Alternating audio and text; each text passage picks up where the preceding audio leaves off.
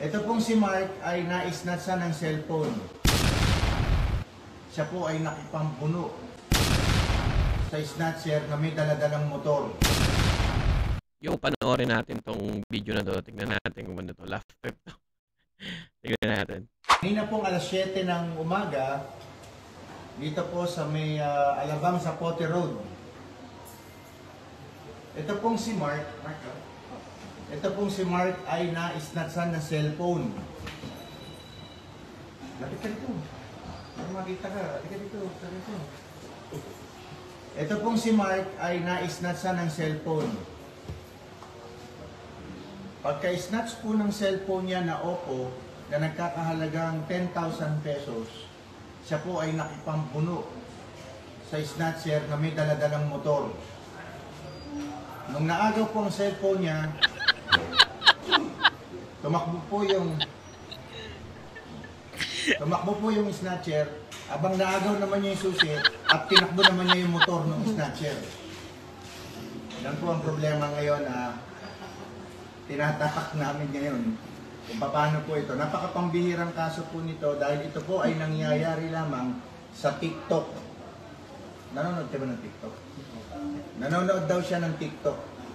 Kaya napanood niya sa TikTok po yung ganitong klase kung paano kumounter sa snatcher. Pagka-snatch po ng cellphone niya, nakipagbuno siya, nakuha naman niya yung susi. Nung nakuha niya yung susi, tumakbo yung snatcher, dala yung cellphone niya. Samantalang siya, sinakyan naman niya yung motor, tinakbo naman niya yung motor, siyempre. Kaya nandito po siya ngayon, nagre-reklamo po siya. Dahil yung cellphone niya, tinakbo ng snatcher, tapos siya naman yung motor ng snatcher, tinakbo niya dito.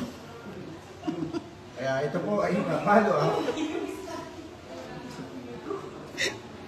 Bagamat natatawa po kami pare-pareho, ang aming pong investigator, si PCMS sa Torreon, ay pupunta po sa Bacoor kasi naiwan po yung ID nung pinaghihinalaan niyang ng snatch na taga Bacoor. Siya rin po ay taga Cavite, taga Imus. Kaya po tayo nagla-live dito kasi para po makita ninyo na yung TikTok pala ay nagkakatotoo minsan. Pagkatapos siyang isnatsan, kinuha naman niya yung motor. Habang tumatakbo palayo yung snatcher, tumatakbo din siya palayo sa snatcher dahil dala niya yung motor ng snatcher. Yun lamang po at iniulat po namin ito para po sa kaalaman ng lahat. Salamat po at magandang umaga po sa inyo.